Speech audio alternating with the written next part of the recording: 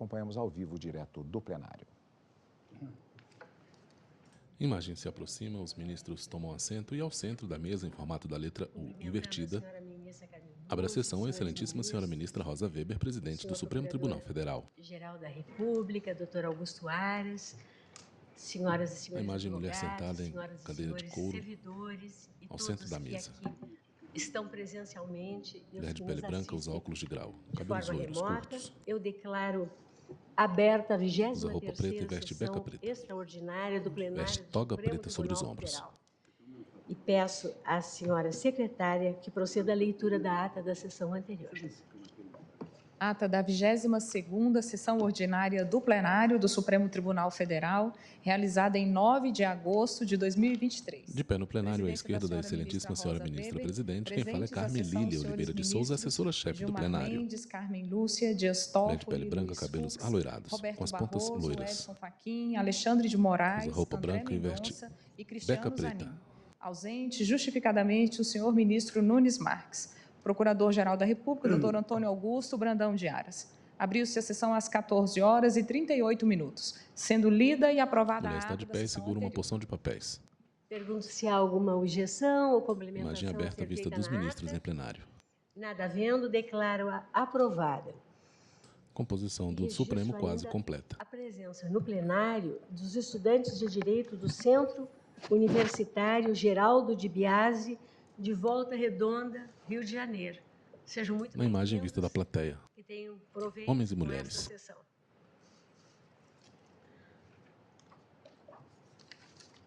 Apregou para continuidade de julgamento as ações diretas de inconstitucionalidade 6298, 6299, Ministra Rosa Weber, presidente do STF. 6300, 6305, todas sob a relatoria do ministro Na pauta, Luiz julgamento Fux, conjunto, ADIs e que tem 6298, como 6299, 6300 e requerentes, 6305. respectivamente, a Associação dos a MB e a JUF, o Partido Podemos e outro, o Partido União Brasil e a Associação Nacional dos Membros do Ministério Público, o CONAMP. Tivemos na sessão de ontem a apresentação do voto vista do ministro Dias Toffoli, que não chegou bem ao final. Depois há um pedido do eminente relator para fazer uso da palavra, mas agora, desde logo, passo a palavra ao ministro Dias Toffoli para que proceda, enfim, que dê continuidade a seu voto. Boa tarde, senhora presidente. Na pessoa de Vossa Excelência, otimizando o tempo, cumprimento a todos os presentes neste plenário e aqueles que nos acompanham pelos instrumentos de mídia. Ministro Dias Dando Toffoli. continuidade, paramos no item 3.10 do meu voto. Agora passo ao item 3.11 da interpretação, conforme a Constituição, ao artigo 28 caput e parágrafo 1º do CPP na redação dada. O plenário julga pedidos de inconstitucionalidade de dispositivos do pacote anticrime, entre eles o juiz das garantias. Luiz Fux, da seguinte forma. Artigo 28. Ordenado o arquivamento do inquérito, essa é a redação original. Policial ou de quaisquer elementos informativos da mesma natureza, o órgão do Ministério Público comunicará à vítima, ao investigado e à autoridade policial e encaminhará os autos para a instância de revisão ministerial para fins de homologação na forma da lei. Com a interpretação conforme proposta pelo ministro Luiz Fux, ficaria o seguinte sentido. Artigo 28. Ao se manifestar pelo arquivamento do inquérito policial ou de quaisquer elementos informativos da mesma natureza, o órgão do Ministério Público submeterá sua manifestação ao juiz competente e comunicará à vítima, ao investigado e à autoridade policial, podendo encaminhar os autos para o procurador-geral ou para a instância de revisão ministerial, quando existir, para fins de homologação na forma da lei. Então, aqui estou a acompanhar Sua Excelência, o eminente relator, porque também eu entendo que o arquivamento não pode ser um ato que seja exclusivo do órgão ministerial. Tem que se dar a devida publicidade, como ontem já abordei, no tema do início do procedimento, também no final do procedimento, isso deve ser feito através do juiz natural competente. Passo, então, agora ao item 3.12. Como eu disse, naquilo que eu acompanho o eminente relator, eu não faria divagações. Artigo 3.12 da constitucionalidade do artigo 28A, caput 3 e 4, parágrafos 5º, 7º e 8º, incluídos pela lei. Acompanho também o ministro Luiz Fux na declaração de constitucionalidade dos seguintes dispositivos. O 28A, vou omitir a leitura, inciso 3, o 28A caput, inciso 3, inciso 4, parágrafo 5º, parágrafo 7º, parágrafo 8º. Estou, então, acompanhando o eminente relator pela constitucionalidade de todos esses dispositivos. Item 3.13, da inconstitucionalidade do artigo 157, parágrafo 5º, incluído pela Lei 13.964. Além dos preceitos atinentes ao juiz das garantias, também se questiona, na ação direta 6.299, o parágrafo 5º do artigo 157 do CPP, inserido pela lei. Eis o teor do dispositivo. Artigo 157, parágrafo 5º. O juiz que conhecer do conteúdo da prova declarada inadmissível não poderá proferir a sentença ou acordo. Aqui, senhora presidente, mais uma incoerência e uma disjuntiva da lei. Se o juiz vai sentenciar e ele vai dizer essa prova é nula, ele não pode sentenciar, porque ele teve conhecimento de uma prova nula. Releio o dispositivo. O juiz que conhecer do conteúdo da prova declarada inadmissível não poderá proferir a sentença ou acordo. Atinge até os tribunais também. Até os tribunais. Então, se eu tenho conhecimento de uma prova que é nula, declara ela nula, declara ela nula, mas eu não posso julgar o caso, porque eu tive conhecimento de uma prova nula. Eu não vejo outra solução aqui, a não ser, pela total irrazoabilidade, a declaração de inconstitucionalidade do dispositivo. Até porque dispositivos vagos como esse geram uma quantidade de interpretações pelo sistema, né? Nós vivemos num país que tem 18 mil juízes. É evidente que não são 18 mil juízes criminais, mas são milhares deles na área criminal ou que atuam em varas únicas de julgamento em comarcas pequenas. Imagina a quantidade de elementos de recursos ou de impugnações, de habeas corpus que isso aqui vai gerar.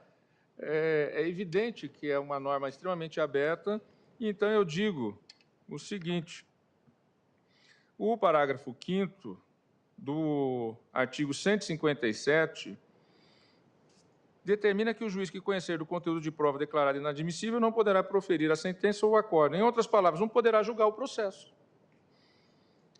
Nesse caso, a alteração do juiz competente ocorre dentro da fase processual. Não é mais aquela separação entre o juiz da fase pré-processual e do juiz da fase processual.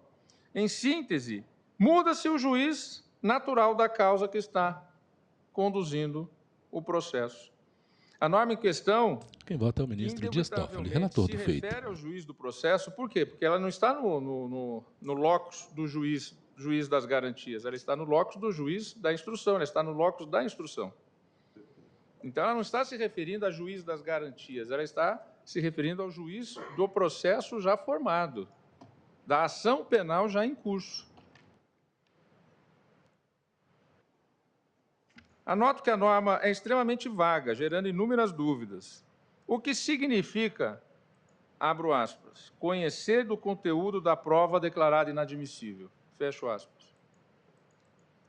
Quais as inúmeras interpretações que se poderia dar sobre conhecer do conteúdo de prova declarada inadmissível? Significa apenas travar contato com a prova ou pressupõe que o juiz necessariamente tenha emitido algum juízo de valor sobre o material probatório? Como se materializa a demonstração desse conhecimento? O juiz, após conhecer do conteúdo da prova, ainda poderá proferir decisões interlocutórias e presidir a instrução, ficando impedido apenas para a sentença ou ficará impedido desde logo? Ele pode ter travado esse conhecimento no início da ação penal. E aí ele faz toda a instrução, mas ele está vedado pela normativa só para a sentença ou proferir voto colegiado. A ausência de clareza do preceito é também capaz de gerar situações inusitadas. Imagine se o juiz, que ao proferir a sentença, se depare com uma prova ilícita e a declare como tal. Nesse caso, ele interrompe a prolação da sentença e, em seguida, remete os autos ao juiz que o substituirá?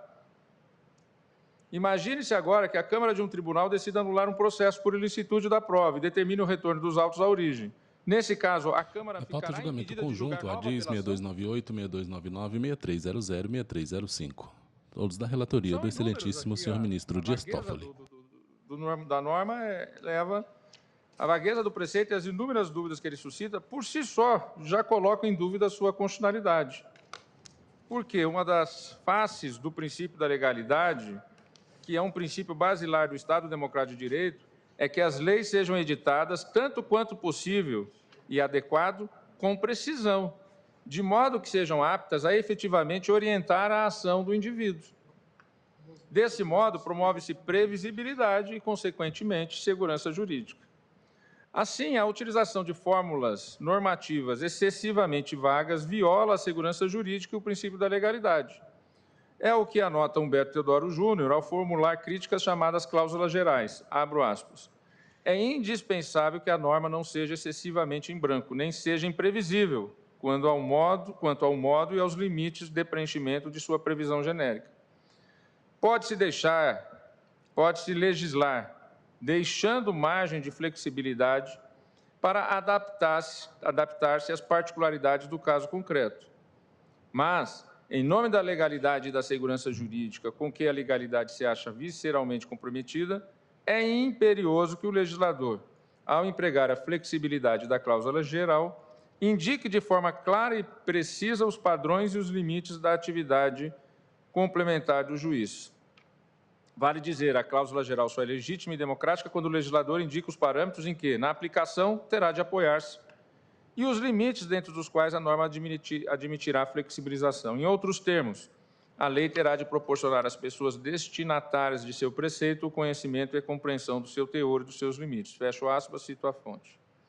Pois bem, digo então que o parágrafo 5º do artigo 157 é também danoso ao princípio do juiz natural, por ser norma de competência que não fornece critérios claros e objetivos para sua aplicação. Como redigido, o preceito pode resultar na criação de situações em que a produção de prova eventualmente nula sirva como instrumento deletério de interferência no próprio juiz natural da causa. Artigo 5º, 53. Abrindo brecha para a escolha de magistrado outro que examinará o processo crime, vulnerando-se por via transversa o postulado constitucional do juiz natural. Gustavo Badaró anota que existe o direito ao juiz certo, determinado segundo os critérios legais de competência, abro aspas, que devem ser estabelecidos a partir de elementos claros e objetivos, que não permitam qualquer manipulação da individualização ou escolha do órgão que legitimamente irá julgar o processo. Fecho aspas, cito a fonte.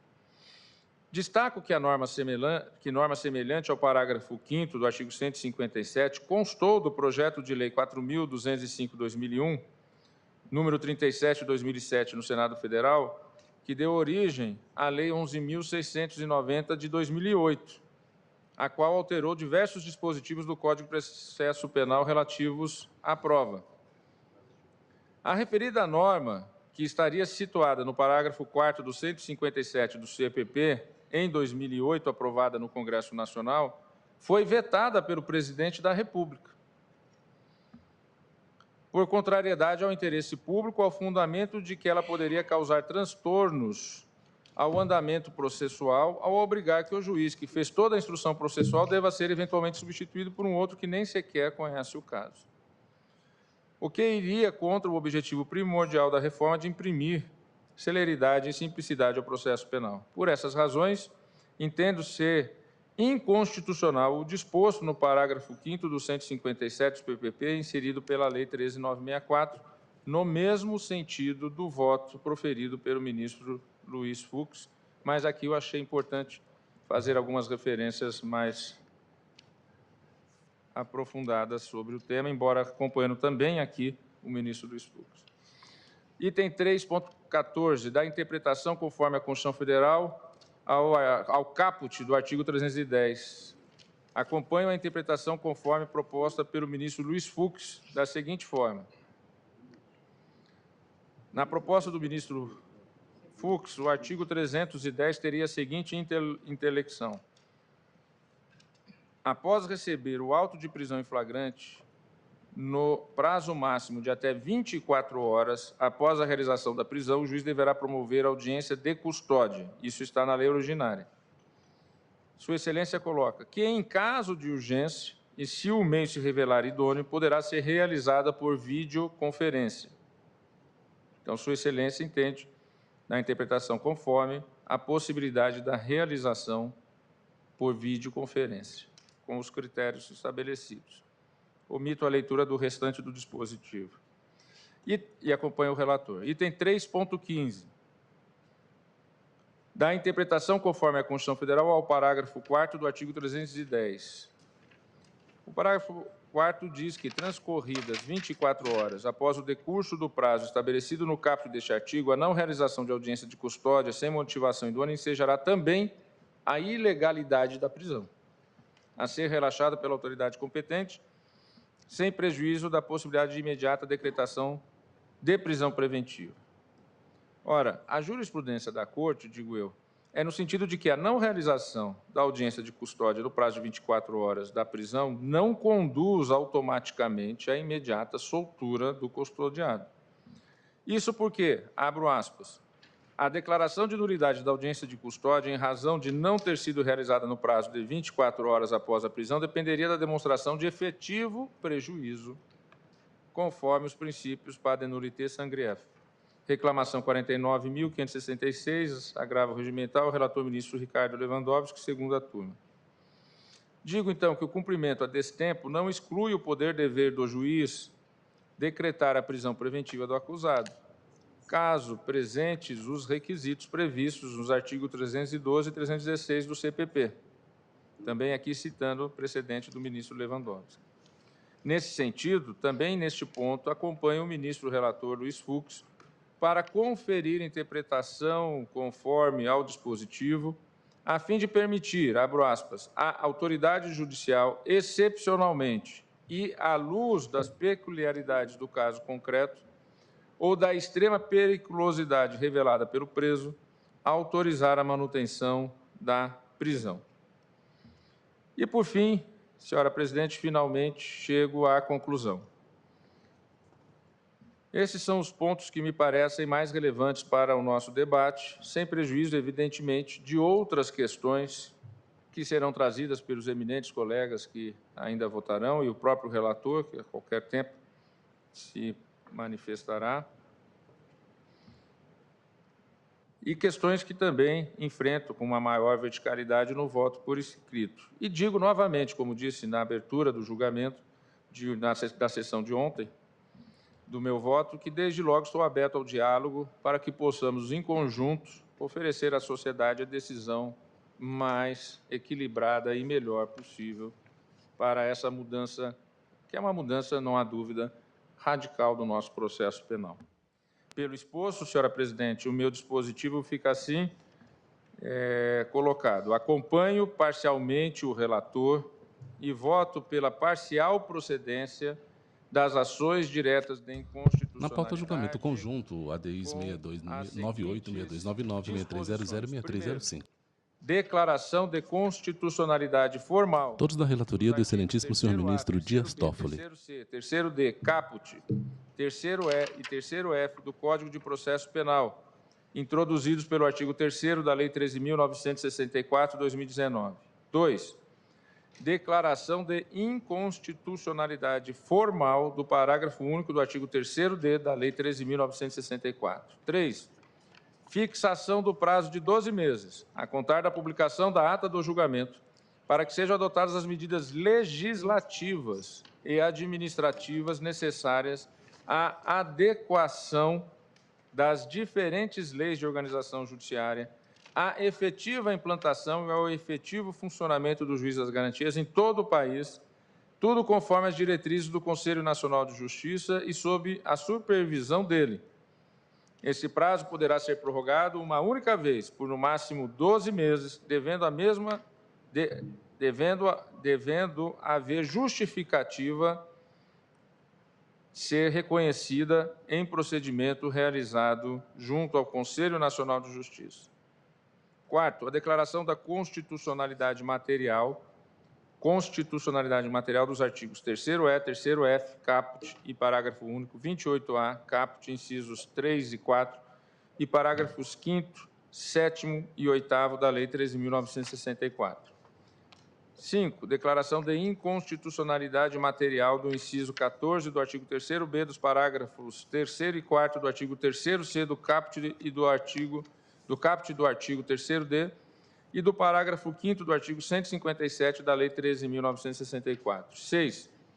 Declaração da inconstitucionalidade material do inciso 14 do artigo 3º-B da Lei 13.964/2019 e a fixação de que a competência do juiz das garantias se encerra com o oferecimento da denúncia ou queixa.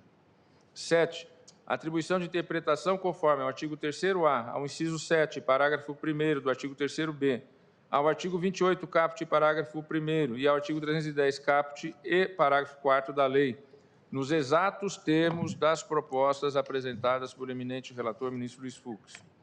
8. Atribuição de interpretação conforme aos incisos 4, 8º e 9 do artigo 3º-B da Lei 13.964, para que todos os atos praticados pelo Ministério Público como condutor de investigação penal se submetam ao controle judicial. HC 89.837, relator ministro Celso de Mello.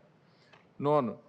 Fixação de prazo de até 30 dias. E, como disse na sessão de ontem, estou aberto, se houver maioria, para a discussão deste prazo, ampliação eventualmente, talvez seja realmente necessária, como já pensado no dia de ontem.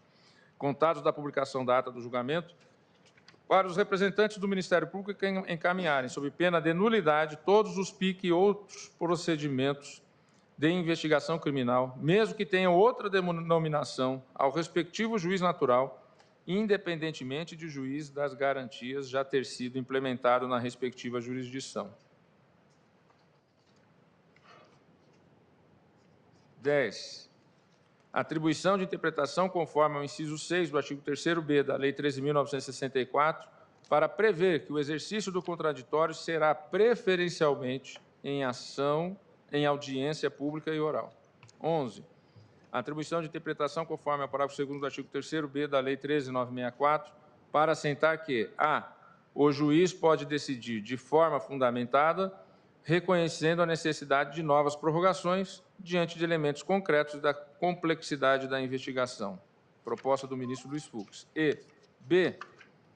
A inobservância do prazo previsto em lei não implica a revogação automática da prisão preventiva, devendo o juízo competente ser instado a avaliar os motivos que a ensejaram nos termos da ação direta 6.581.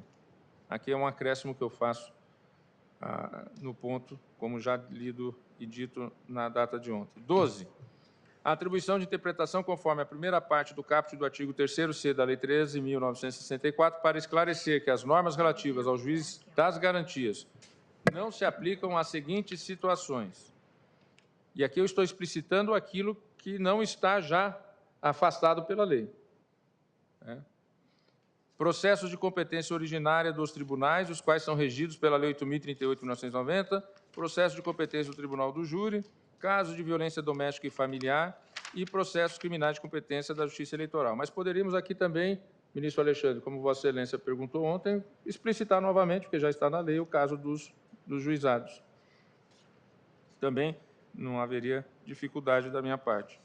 13. Declaração da inconstitucionalidade da expressão recebimento da denúncia ou queixa na forma do artigo 399 deste Código, contida na segunda parte do caput do artigo 3º-C da Lei 13.964 e atribuição de interpretação conforme, para assentar que a competência do juiz das garantias cessa com o oferecimento da denúncia. 14. Declaração de constitucionalidade do termo recebida, contido no parágrafo 1º do artigo 3º-C da Lei 13.964 e atribuição de interpretação conforme ao dispositivo, para assentar que, oferecida a denúncia ou queixa, as questões pendentes serão decididas pelo juiz da instrução e julgamento. 15. Declaração de inconstitucionalidade do termo recebimento, contido no parágrafo 2º do artigo 3º-C da Lei 13.964, e atribuição de interpretação conforme a dispositivo para assentar que, após o oferecimento da denúncia ou queixa, o juiz da instrução e julgamento deverá reexaminar a necessidade das medidas cautelares em curso no prazo máximo de 10 dias. E é esse, então, senhora presidente, o meu voto. Agradecendo a paciência e a atenção de todos, mas imagino que aqui é um caso que realmente todos nós deveremos tratar item por item, porque cada item tem a sua peculiaridade e a sua particularidade. Muito obrigado, senhora presidente. Eu agradeço, ministro Dias Toffoli, e, na verdade, vista de Vossa Excelência foi extremamente esclarecedor e nos oportunizando, inclusive, já a termos as divergências parciais fixadas, e agora o ministro Fux me pede a palavra. Ministra Rosa Weber, presidente do STF. Eu a concedo e vamos Então, muito prosseguir. obrigado. Excelentíssima senhora presidente, ministra Rosa Weber, excelentíssimo senhor procurador-geral da República, excelentíssimos colegas. À direita da mesa, para o voto, excelentíssimo senhor ministro Luiz Fux. Do ministro Dias Toffoli, exatamente por força da grandiosidade da sua jurisdição, tendo em vista que eu e Sua Excelência tivemos oportunidade. O plenário julga pedidos de inconstitucionalidade de dispositivos do pacote anticrime, entre eles o juiz das garantias. A um ponto de consenso. Nós debatemos as questões e eu diria mesmo que, na essência dos dispositivos, salvante questões super pontuais, uma essencial e as outras também procedimentais, nós estamos absolutamente de acordo. Eu vou citar um exemplo, Vossa Excelência vai verificar como isso tem fundamento. A lei estabelece, a lei da juiz de garantia estabelece que o juiz deve ser informado sobre a instauração de qualquer investigação criminal. O ministro Dias Toffoli não discorda disso, ele apenas acrescenta.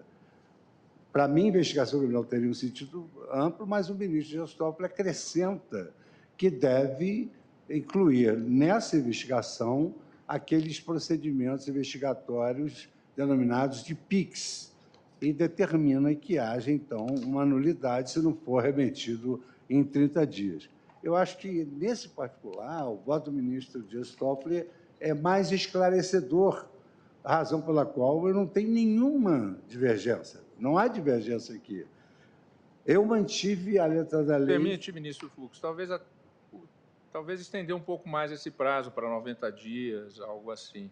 Bom, como Vossa Excelência, eu não toquei, porque eu deixei a lei, nesse particular, eu não toquei na lei, não declarei nem a constitucionalidade nem a constitucionalidade, mas entendo que o ministro Dias Toffoli trouxe aqui um adminículo importante, porque ele cita também os PICs. Então, poder-se imaginar só a investigação criminal estrito sensu. Então, eu não tenho nenhuma dificuldade em acompanhar Vossa Excelência. No artigo 3A, o artigo estabelece que o processo terá estrutura acusatória vedada a iniciativa do juiz na fase de investigação. Só que, no corpo do processo penal, o juiz pode, pontualmente, quando autorizado, determinar a realização de diligências suplementares para dirimir dúvidas. E, quanto a isso, o ministro Dias Toffoli também não se opôs, acompanhou integralmente. Dessa forma, senhora presidente, eu acredito que seja bem célere a minha intervenção. No artigo 3B, o ministro Dias Toffoli... Ministro Fux, eu vou pedir a Vossa Excelência, se puder apontar, se vai examinar de novo, artigo por artigo, em função do voto do ministro Toffoli, é porque eu já tenho aqui votos do ministro, né, Alexandre de Moraes, do ministro Zanin, com outros pontos. Então, senão nós vamos terminar esse julgamento. Então, não como sei que se vai Vossa haver... Excelência prefere? É que eu acho, senhora presidente, que Pois não. primeiro que regimentalmente o relator tem preferência sempre pela Por isso palavra. que ele está com a palavra. Segundo, é que seria interessante os eminentes colegas que vão ainda votar saber naquilo que o relator já está reformulando Ministro o seu Dias Toffoli, voto relator dos para feitos. acompanhar aquilo que Sua Excelência... Muito obrigada, ministro Dias Toffoli, mas é exatamente nessa linha que eu estou encaminhando, pedindo que o ministro... Eu até já estou anotando aqui. Que o ministro aqui, Luiz Fux... Ministra Rosa Weber, presidente do STF. Porque há inúmeros dispositivos que Vossas Excelências estão absolutamente de acordo, como o ministro Fux acabou de enunciar, o artigo 3A. Então, eu estou pedindo que o ministro Fux, né, por gentileza, para nós objetivarmos, aponte aqueles em que vai haver talvez... É porque não há diferença ontológica, não há. Reformular A diferença... de posição. É. Né? Nós deixaríamos de Eu lado depois, aqueles em que há consonância. Não precisamos voltar a eles. Seria isso. Exato. Só isso. Mas é porque eu fiz um quadro, mas é rápido. Então, só para, por exemplo, no artigo 3, não é por exemplo, eu estou seguindo a tabela aqui. O artigo 3B, da prorrogação da prisão provisória, outra medida cautelar, exige-se uma audiência de instrução e julgamento. Eu entendi que isso vai delongar muito o processo. O ministro Dias Toffoli, ele entende de atribuir interpretação conforme para prever que o exercício do contraditório seja preferencialmente audiência oral. É o que eu estou colocando no meu voto. Então, estou de acordo com o 3B também. 3B. Inciso 6. 3B, inciso 6, perdão. Esse 3B, inciso 6, Vossa Excelência está acompanhando. Porque eu digo a mesma coisa com outras palavras. Eu acho que depois nós vamos ter que nos reunir para poder redigir os dispositivos.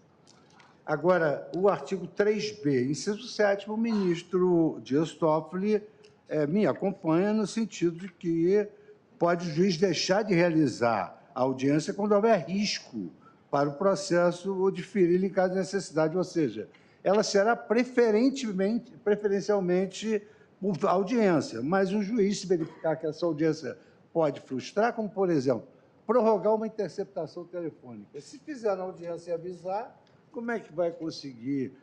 Às vezes, essas medidas cautelares, elas exigem a surpresa e o segredo. A razão do sucesso dessas medidas é o segredo. Se fizer audiência, acabou o segredo.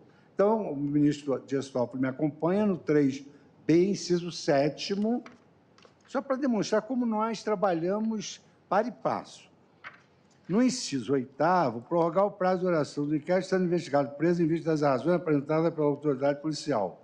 Eu não mexi na lei. O ministro Dias Toffoli dá uma interpretação conforme que eu estou absolutamente de acordo para que, até por coerência, para que todos os atos praticados pelo Ministério Público como condutor da investigação penal se submetam ao controle judicial. Porque isso eu já menciono lá na frente. Eu não mexi na lei. Então, estou de acordo com essa redação atribuída pelo ministro Dias Toffoli. Permite, ministro Luiz Fux. E, realmente, Vossa Excelência tem razão. A rigor, nós já decidimos aqui, nos precedentes que eu fiz a leitura, 2, claramente, que eu fiz um recurso extraordinário com repercussão geral e uma DPF, fora decisões de turmas, como a do ministro Celso de Mello, que citei, que diz claramente que o Ministério Público é obrigado a encaminhar todo o procedimento ao juiz para a sua supervisão. Só que o Ministério Público não faz isso. Então, na verdade, vocês têm toda a razão, não precisaria fazer essa determinação, mas como há uma reiterada resistência a fazê-lo, eu entendi ser oportuno esse momento para que nós deixássemos isso claro. Até porque houve um pedido expresso de que esses elementos não fossem levados ao juiz. Então, na verdade, o tema está posto e é um tema importante. Evidentemente, como eu disse, estou aberto ao prazo, já estou até a pensar alto num prazo, talvez, de 90 dias, para que se possa fazer esse devido encaminhamento. Então, Desculpem interferir mais uma vez, depois de ter falado tanto ontem e hoje. então, na verdade, nós ficaríamos com uma interpretação conforme, tal como proposto pelo ministro Toffoli, com relação a este... O plenário julga pedidos de inconstitucionalidade de dispositivos do pacote anticrime, entre eles o juiz das garantias. Só a questão da definição Julgamento do conjunto, prazo. ADIs 6298, 6299, 6300 e 6503. 90 dias, acho que Tá certo. depende do colegiado. Ou 90, está aqui. Agora, presidente, no artigo 3b, inciso 14º, declarar a inconstitucionalidade material e a fixação da competência do juiz de garantia se encerra com o oferecimento da denúncia. Luiz Fux, ministro do STF.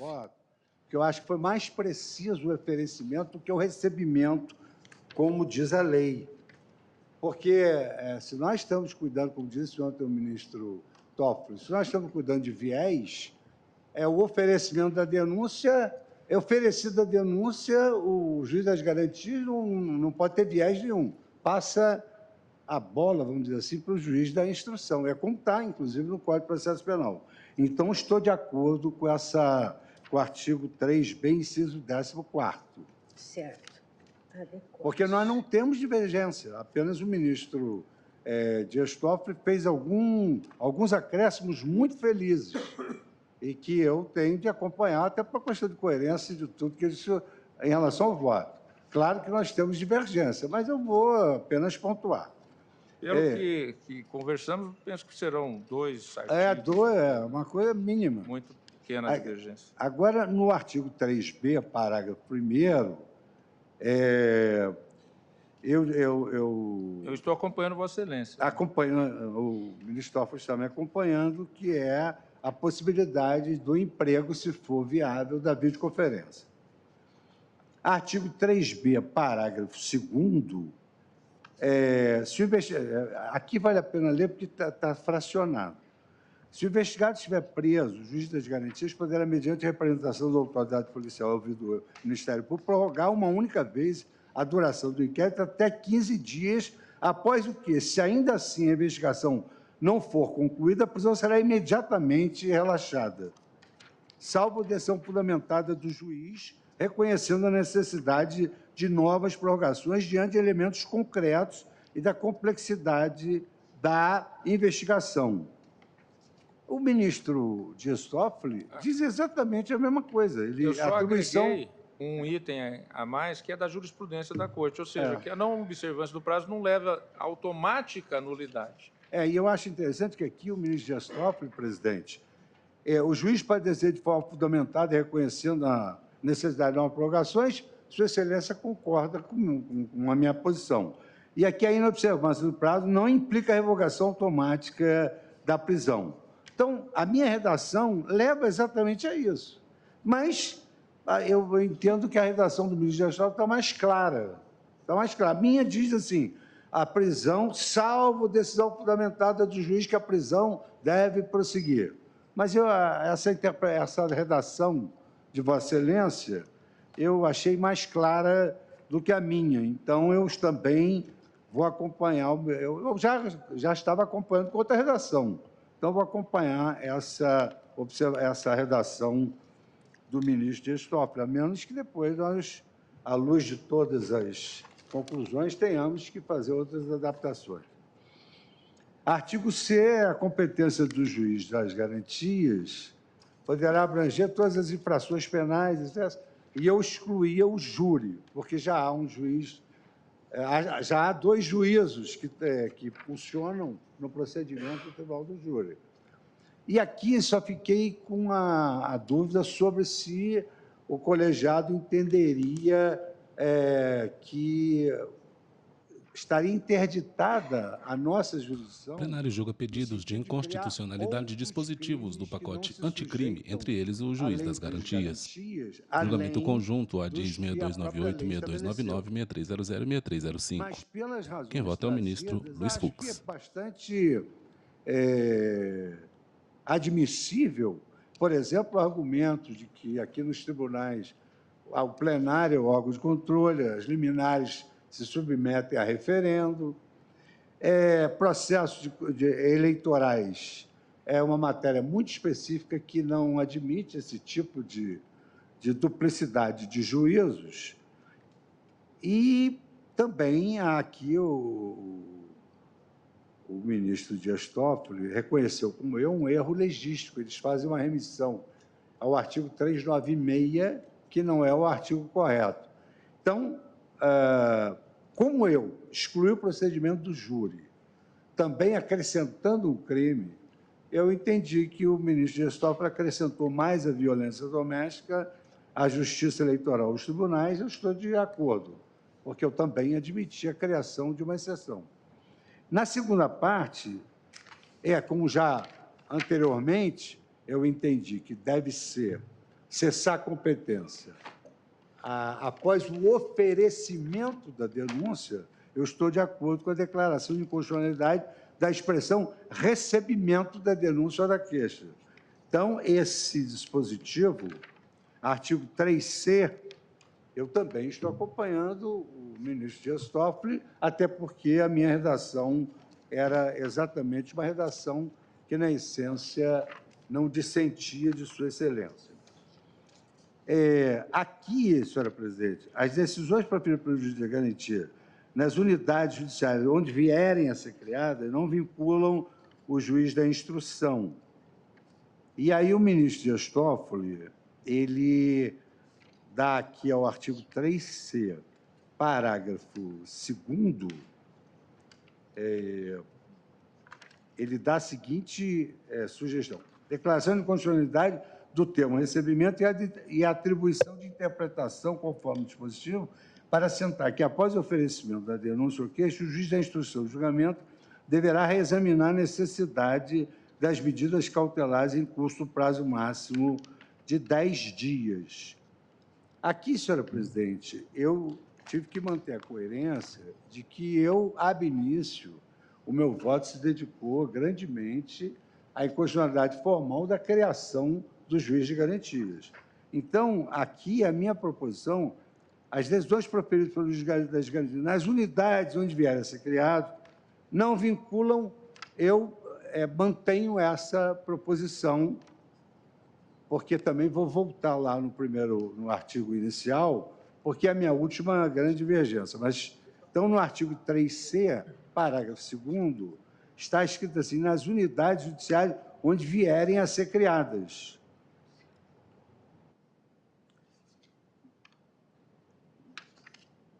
Mas, de qualquer maneira, aqui, nas unidades judiciárias a serem criadas, eu parti da premissa de que, na minha concepção, isso ficaria ao critério dos tribunais. O ponto lá no início do 3º B, que Vossa Excelência diz que o juiz das garantias poderá ser criado. Então, nesse ponto... eu deixei para o final, mas é porque eu coloquei o juiz de garantias poderá ser criado. Então, eu tenho de manter a coerência aqui nesse ponto, no sentido de que vierem a ser criado. O resto, estou... Aqui Vossa Excelência mantém, então. Mantenho. Né? Então, aqui é divergência. É só para facilitar aqui para mim, senão...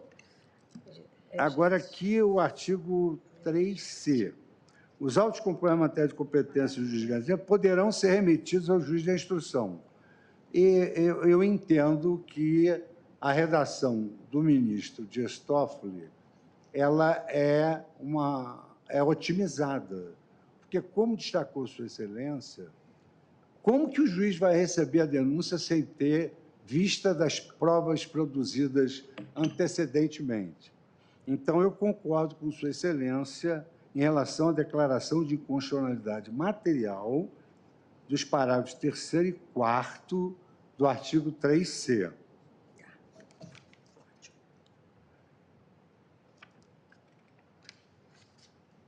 Fica assegurado as partes o amplo acesso aos autos eventualmente acautelados. Aqui, evidentemente, que como eu entendo também que essas peças antecedentes devem ser remetidas ao juiz que vai receber a denúncia, porque o juiz não pode receber a denúncia no vácuo. Ele tem que ter elementos para receber a denúncia. Então, estou acompanhando o ministro Dias Toffoli na declaração de inconstitucionalidade material desse parágrafo 4º.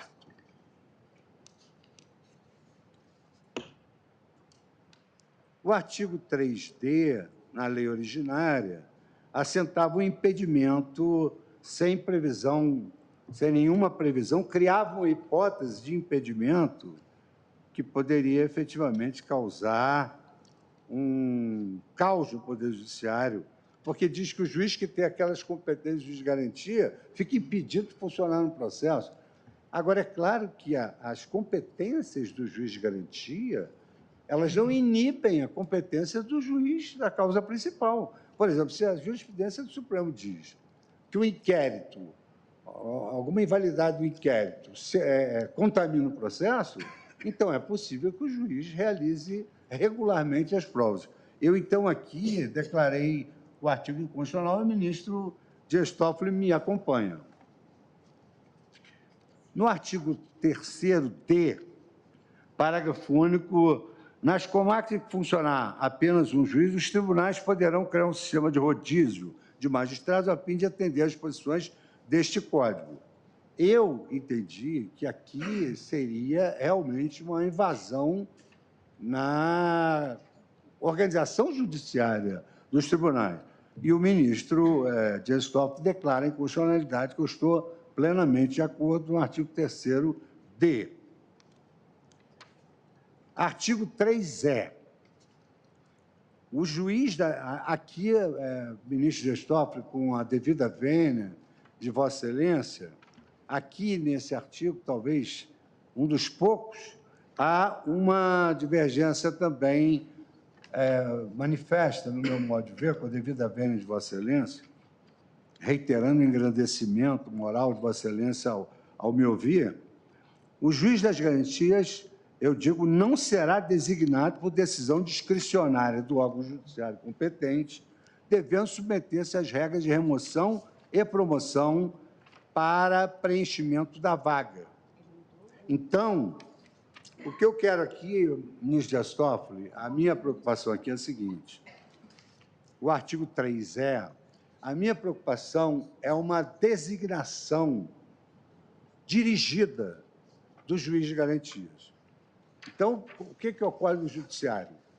Tem uma vaga para juiz de garantias. Então, vamos obedecer os critérios constitucionais de remoção para essa vara. Antiguidade, merecimento. Agora, juiz designado diretamente para ser juiz de garantias, eu tenho, assim, uma visão de que há uma colidência com os requisitos exigidos constitucionalmente. Então, o ministro Dias Toffoli declara a constitucionalidade do 3E. E, nesse aspecto, eu mantenho a minha divergência, porque eu acho que o juiz de garantia não pode ser declarado inconstitucional. Perdão, não pode ser designado, que seria algo, digamos assim, contrário à Constituição Federal. Mas, esse aspecto, eu mantenho a minha divergência. O artigo 3F... Desculpe, ministro Fux, em síntese, só para deixar bem claro, a questão é que o ministro Luiz Fux entende que as leis de organização judiciária não podem prever designação. É isso, né? Seria... Não, eu digo o seguinte, o artigo, ele permite que o juiz seja designado. E eu acho que juiz designado contraria... Conforme as normas de organização judiciária, é o que diz o dispositivo.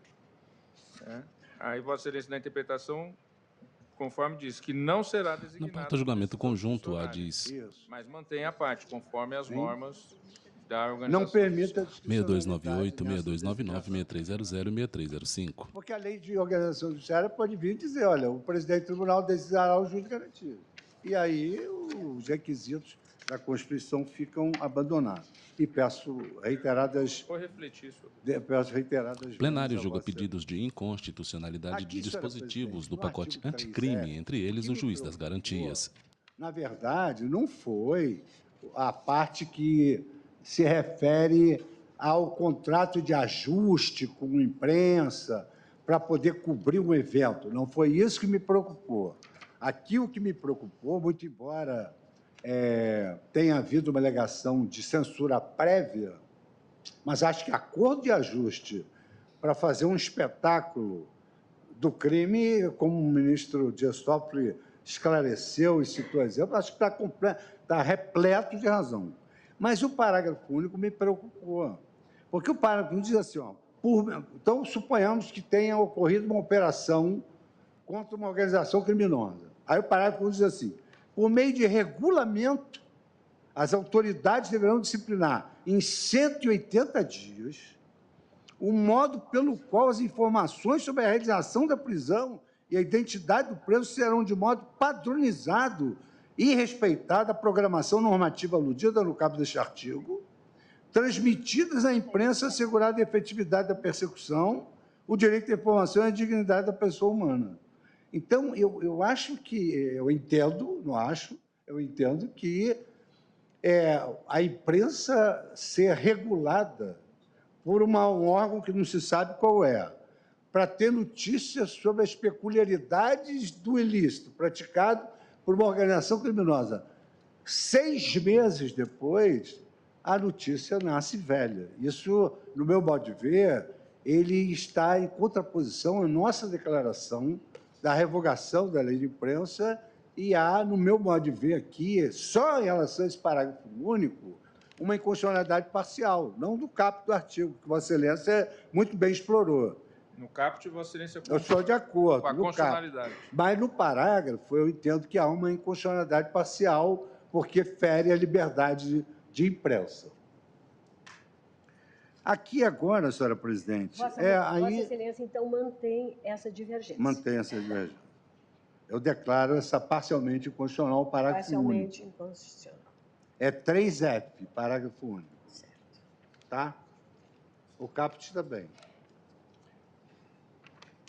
Agora, senhora presidente, aí, de agora em diante, eu estou mantendo a coerência do voto e, ao mesmo tempo, o ministro Dias Toffoli também.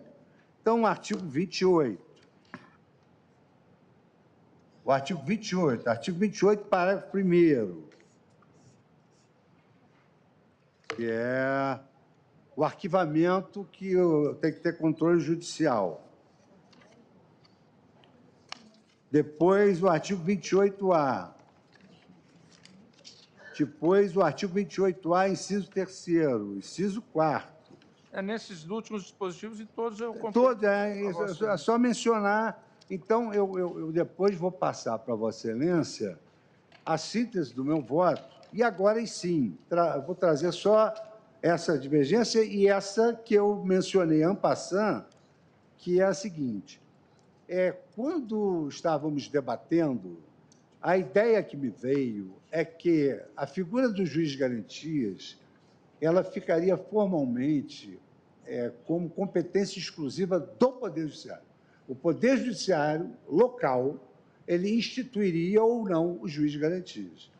Eu entendi assim, porque entendi que era competência do Poder Judiciário, daí a inconstitucionalidade formal. Eu mencionei aqui a questão do mito desse viés, duração razoável dos processos, a questão da economia dos tribunais. Hoje saiu uma reportagem que os presidentes dos tribunais estavam apavorados e evidentemente, que eu entendo que isso vai estourar mais cedo ou mais tarde no CNJ, porque o presidente do CNJ vai receber os tribunais que vão chegar e dizer, olha, nós não conseguimos compor esse juizado de garantias porque nós temos que fazer concurso, precisamos de mais juízes. Quando a gente pensa Rio, São Paulo, Minas, são grandes capitais que têm infraestrutura possível de realizar isso, até em prazo menor. Mas, em outros estados, essa dificuldade ela será muito evidente. Então, além da inconstitucionalidade formal, eu fui, no meu voto, dediquei grande parte do meu voto à impossibilidade de se impor a criação do juiz de garantias. Então, nesse particular, senhora presidente, eu vou manter a minha redação, que era o juiz das garantias, poderá ser criado pela União, Distrito Federal e nos territórios do Estado para o controle da legalidade da investigação criminal e para a salvaguarda dos direitos individuais cuja franquia tenha sido reservada à autorização prévia do Poder Judiciário. Então, aqui, no artigo 3b, eu quero manter, porque eu acho que pior do que o juiz que não sabe direito é o juiz incoerente. Então, eu quero manter a minha coerência. Eu, por inúmeras vezes, e no voto, mencionei que tinha preocupação de instalar esse juiz de garantia em 30 dias, que foi o prazo inicial, e aqui estamos verificando que a matéria é de extrema complexidade. Se entrasse em vigor, seria algo que anularia todos os processos. E eu me pus contrário à criação dessa figura, porque também, por coerência, eu me recordo que eu... E até o ministro Toffoli, ontem, numa passagem, ele se referiu que a parte tem o juiz da causa, a parte tem apelação, a parte tem recurso especial, a parte tem recurso extraordinário, a parte tem habeas corpus. Então, eu entendi que o grande juiz de garantia são os juízes e os tribunais. Então, eu me coloquei contra a criação dessa figura, por inconstitucionalidade formal e por essas razões que eu mencionei. Então, eu peço todas as vênias, mas era previsível, eu peço todas as vênias para manter o meu posicionamento no sentido de que os estados, a União do Distrito Federal, poderão, eventualmente, criar o juiz de garantia, mas não há uma imposição. Essa que foi a redação que eu sugeri. O ministro Fachin queria usar a palavra? Eu iria pedir ao presidente, mas se Vossa Excelência me concede uma parte... Só de olhar para você, eu já concedi. Eu agradeceria.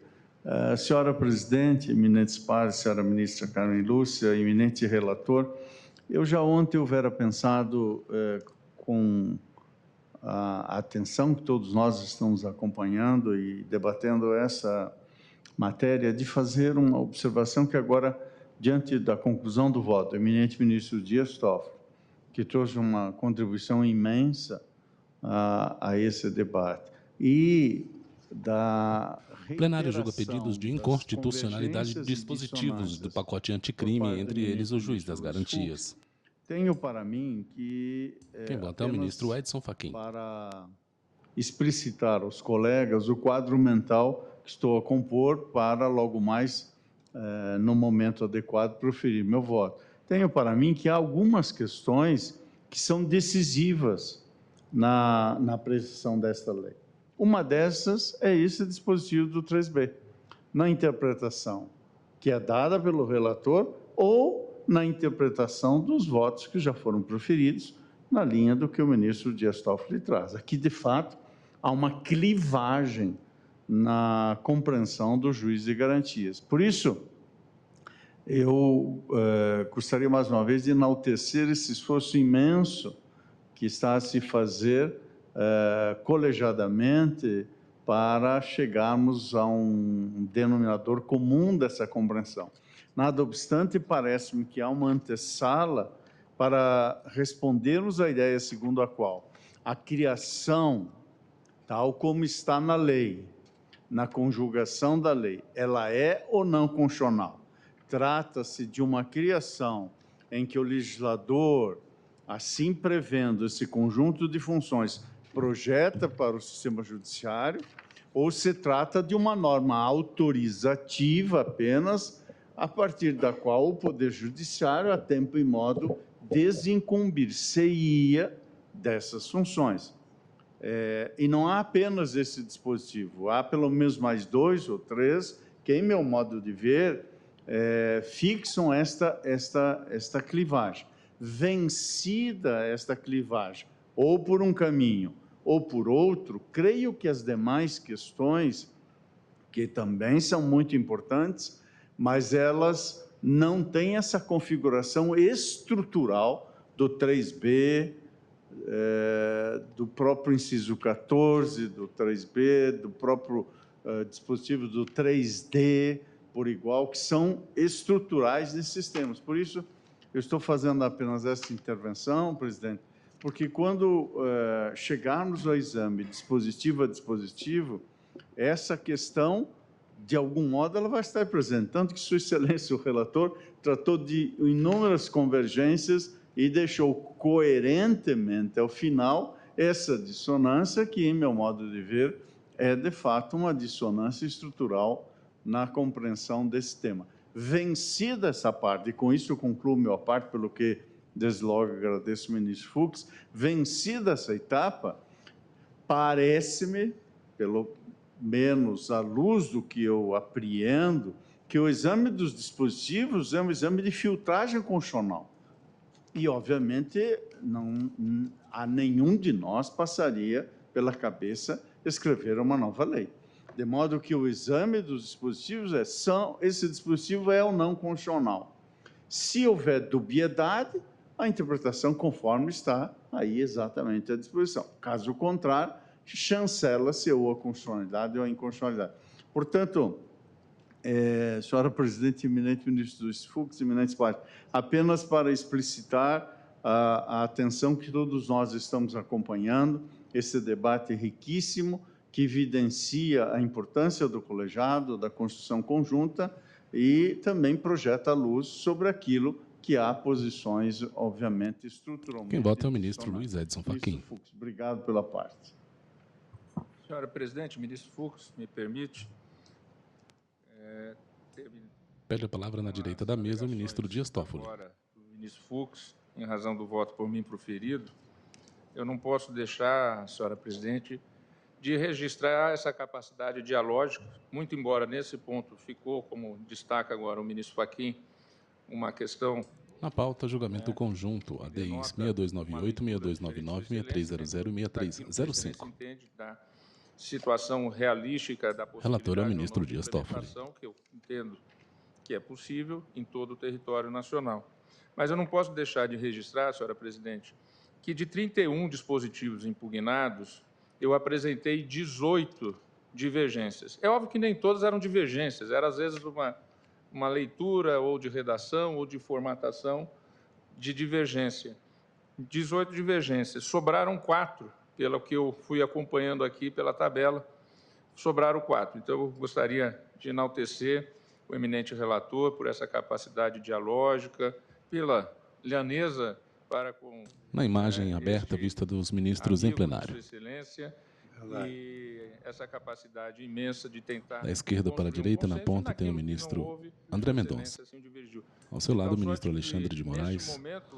Cadeira vaga, ao lado, o ministro Luiz Roberto Barroso. Restaram apenas 4 dispositivos divergentes. Na pauta, julgamento conjunto, ADIs 6298, 6299, 6300 e 6305. Que é esse que destaca agora o ministro Fachin, que foi o último que Sua Excelência abordou. 3C, parágrafo 2º, 3E. 3C, parágrafo 2º. 3E. O terceiro E e o parágrafo único do terceiro F. Imagem aberta do plenário do Supremo Tribunal Federal. Para o ministro Fux, se com relação ao 3F caput havia ou não, porque eu digo, será que sou eu que estou aqui, ó, 3F... O caput 3F é o da imprensa. é o da imprensa. O caput, Vossa Excelência concorda concordo com o caput. Não pode ter acordo, ajuste para fazer... Reajustou quanto ao caput, quanto ao parágrafo único, não. Manteve a inconstitucionalidade. Não, é exatamente. Reajustou inconstitucionalidade parcial. Certo, mas é que ficou... O plenário julga pedidos de inconstitucionalidade de dispositivos do pacote anticrime, entre eles o juiz das garantias. Não, o caput é o caput é inconstitucional. Então... Não, o artigo todo é inconstitucional, porque o caput... não, tem razão, a presidente tem razão. O caput é o ajuste. Parcial, não, o caput não, pois Vossa Excelência falou parcial. Pois é, porque o caput é o ajuste. Eu me equivoquei na hora. O caput é proibindo o ajuste. E o parágrafo único, ele relega... Com a palavra o ministro Luiz Fux. A informação à imprensa em 6 meses, que vai ser decidido por um órgão que não se sabe qual é. Então, eu tenho a impressão de que na tabela de Vossa Excelência eu declarei inconstitucional. Inconstitucional. É inconstitucional. Tanto o caput quanto aí o parágrafo único. Claro, Aqui claro, declarado claro. Então, são inconstitucional. cinco itens com São divergência. Cinco divergências. São 5 itens. Mas, na verdade, eu louvo, acho que a nossa tentativa de julgamento... Ministra Rosa Weber, julgamento presidente do colegiado, STF. de uma adequação de todos os votos, né? E estamos caminhando, acredito, para isso, deve ser extremamente louvada. Mas eu penso também que é uma questão básica e essencial. O Instituto do Juiz de Garantias é uma faculdade conferida pelo legislador ou é uma imposição? Isso. Isso é o ponto fulcral. E aqui há a divergência, né? O ministro, o eminente relator, entende que é uma faculdade criada por lei. O ministro Dias Toffoli entende que é uma imposição. Então, nós vamos agora... Seria isso, essa manifestação? Podemos prosseguir com os votos, ministro? Acho que sim, senhora presidente, porque o ministro Dias Toffoli foi muito leal ao iniciar o seu voto, ao dizer, nós estamos trazendo... Ministro Luiz Fux. Uma grande modificação para o sistema do processo penal e para o judiciário. Então, como eu entendi que isso deveria ser da iniciativa do Poder Judiciário, e a forciore, coloquei no artigo que o juiz de garantias poderá ser criado, porque isso respeitaria a competência dos estados, e o ministro Dias Toffoli propôs uma fórmula que muito interessante, porque tanto que, se vencer... O plenário julga pedidos de inconstitucionalidade de dispositivos do pacote anticrime, entre eles o juiz das garantias. Razoável, bastante razoável. Agora, se Vossas Excelências entenderem de destacar esse dispositivo, eu acho que o colegiado é soberano. Eu acho que o grande atributo que nós devemos manter vigilante é a humildade judicial e a coerência. Eu não tenho nenhum problema de sucumbir diante da tese do colegiado, nenhum problema. Muito obrigada, ministro Luiz Fux. Colho agora o voto do ministro Cristiano Zanin. Excelentíssima senhora presidente do Supremo Tribunal Federal, Rosa Weber, excelentíssima senhora ministra Carmen Lúcia, eminentes ministros, meus pares, excelentíssimo senhor procurador... Na ponta direita da mesa para o voto, excelentíssimo senhor ministro Cristiano Zanin, ministro do STF. Senhoras e senhores, A imagem homem de pele branca, cabelos pretos, ralos, usa óculos de grau. Quero cumprimentar Vossas Excelências e registrar o meu agradecimento pela generosa acolhida que tive nesse tribunal. Por parte de todos os seus integrantes, ministros, servidores, equipe, advogadas e advogados. Sinto-me lisonjeado de poder participar de debates ricos e julgamentos neste plenário. E, ao fim e ao cabo, com a possibilidade de contribuir para o cumprimento da nossa Constituição ao lado de Vossas Excelências. Aproveito o ensejo para agradecer à eminente ministra presidente Rosa Weber pelas generosas palavras por ocasião da minha posse, renovadas na sessão de ontem, assim como agradecer ao eminente ministro Dias Toffoli pelas palavras na data de ontem. Saúdo também o eminente procurador-geral Augusto Aras, senhoras advogados, serventuárias, senhoras e senhores aqui presentes e que nos assistem pela TV Justiça. Nesse julgamento em curso, ministro lê alguns temos o papéis. desafio de decidir sobre a implementação ou não da figura do juiz das garantias, previsto na Lei 13.964/19, nas mais de 14 mil unidades judiciárias do nosso país. Na íntegra do meu voto, que contém pouco mais de 90 folhas, mas para poupar o tempo de Vossas Excelências, elaborei um resumo com os principais pontos que pretendo abordar sobre o Instituto do Juiz das Garantias. Quero aqui salientar a importância do assunto, que pode ter um impacto relevante aos mais de 200 milhões de brasileiros. De fato, é importante dizer que estou convicto da necessidade de ser implantado o juiz das garantias, tal como previsto na Lei 13.964, que separa a atuação do juiz que irá atuar durante a fase de investigação do juiz natural para apreciar o caso. Estou convicto que a existência do juiz de garantias poderá efetivamente mudar o rumo da justiça brasileira, pois ao garantir à população brasileira maior probabilidade de julgamentos imparciais e independentes, permite-se que o sistema penal seja potencialmente mais justo. A imparcialidade do juiz, conforme a balizada doutrina, é o princípio supremo do processo penal.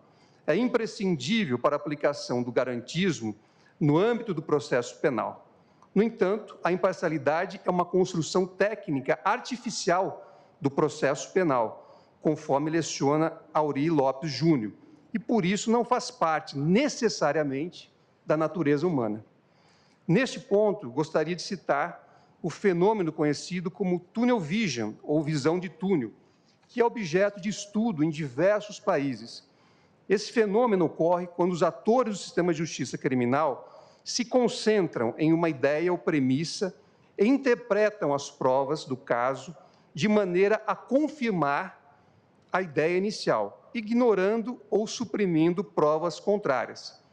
O tunnel vision pode afetar a qualidade das decisões das investigações criminais e das decisões judiciais e já serviu de base para a mudança da legislação de diversos países para instituir exatamente o juiz das garantias ou algo similar. A partir desses estudos, entendo que não é apenas nos processos ou operações de grande repercussão que o juiz das garantias deverá ter relevância para garantir a imparcialidade do julgamento.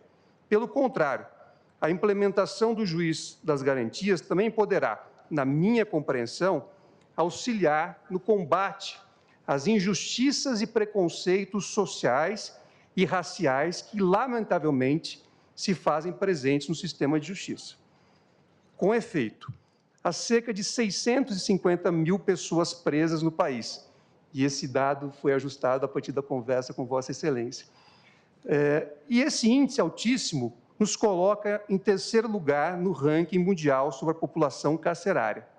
Fato é que o encarceramento atinge majoritariamente jovens de até 29 anos de idade, 55%, negros, 64%, com baixo grau de escolaridade, uma vez que 75% sequer acessaram o ensino médio. O 17º Anuário Brasileiro de Segurança Pública, publicado em 2023 no Fórum Brasileiro de Violência Pública, revela um dado ainda mais preocupante. Em 2022, o total da população prisional negra foi de 68,2%, o mais elevado da série histórica disponível. A maioria dos presos, portanto, é constituída por jovens negras, negros, pobres de baixo poder aquisitivo, o que nos leva a considerar que esses jovens são vítimas também de um preconceito racial. A aplicação da lei de drogas também parece diretamente relacionada à questão racial. Um exemplo é o estudo feito pelo Instituto de Criminalística do Estado de São Paulo em 2017, que analisou 4.000 sentenças e mostrou que os negros, de maneira geral, eram processados por tráfico com menos quantidade de maconha, cocaína e crack do que os brancos. Os dados também evidenciaram que os magistrados condenaram proporcionalmente mais negros, 70,9%, do que brancos, 66,8%, na cidade de São Paulo. A diferença é quase 50% a favor dos brancos na desclassificação para a posse de drogas para consumo pessoal. 7,7% entre os brancos e 5,3% entre os negros. Essas deturpações, na minha visão, estão relacionadas a um indevido juízo de certeza, que muitas vezes é feito na etapa inicial da investigação. Lamentavelmente, em regra, não se consegue dissociar de preconceitos sociais e raciais, e muitas vezes acabam por contaminar o juiz que toma primeiro conhecimento do caso. seja a partir do relatório policial, seja a partir da provocação do Ministério Público. Tal como enfatizado no voto parcialmente divergente do eminente ministro Dias Toffoli, tenho para mim que o Instituto do Juiz das Garantias, previsto na Lei 13.964 de 2019, deve ser obrigatoriamente implementado por todos os tribunais do país. Não identifico nenhuma inconstitucionalidade no artigo 3b da citada lei. Segundo, a implementação desse instituto deve ocorrer em prazo razoável, que entendo ser de 12 meses, mas aceito a proposta do eminente ministro Dias Toffoli de prever uma prorrogação por outros 12 meses de forma fundamentada. Terceiro, a atuação do juiz de garantias deve ir até o eventual oferecimento da denúncia ou queixa. Quarto, tal como consta no voto parcialmente divergente do eminente ministro Dias Toffoli, todo e qualquer procedimento investigativo instaurado pelo Ministério Público deve ser submetido ao crivo do Poder Judiciário. Por outro lado, nos pontos em que, a princípio, divirjo tanto do eminente relator Luiz Fux, como do eminente ministro Dias Toffoli, aqui preciso fazer um ajuste, inclusive, a partir do que foi dito pelo eminente ministro Luiz Fux. Entendo que o juiz de garantias não deve ter atuação probatória na fase de investigação, ainda que subsidiária. E aqui não identifico no artigo 3A qualquer vício de inconstitucionalidade e até mesmo pela experiência concreta que temos de outras disposições que prevêem atuação subsidiária do juiz, mas que na prática isso não acontece. Por exemplo, o artigo 212 do Código de Processo Penal prevê a inquirição do juiz de forma subsidiária. Só que nas comarcas e juízos de todo o país, o que vemos majoritariamente, na minha visão, é o juiz muitas vezes conduzindo a investigação ou a instrução da audiência. Então, na minha visão, não identifico nenhuma inconstitucionalidade nesse dispositivo. Entendo que os juízes das garantias devem incidir para os processos afetos ao Tribunal do Júri, à Justiça Eleitoral, casos de violência contra a mulher e ainda na Justiça Militar. A lei não fez qualquer distinção. Então, a não ser prevendo expressamente que o juiz das garantias incidiria em para todas as infrações penais e também nos juizados. Então, onde não há, ao meu ver, uma distinção da lei, eu entendo que não poderíamos, com o máximo respeito, fazê-lo aqui neste julgamento. Especificamente em relação à questão da justiça eleitoral, eu penso que há ainda uma particularidade, porque, a partir do entendimento, inclusive, deste tribunal, diversos processos de julgamento de crimes comuns estão sendo encaminhados para a Justiça Eleitoral para julgamento com crimes conexos eleitorais. Então, haveria, na minha visão, um tratamento bastante diferente se afastássemos a previsão do juiz das garantias dos processos criminais que tramitam na Justiça Eleitoral.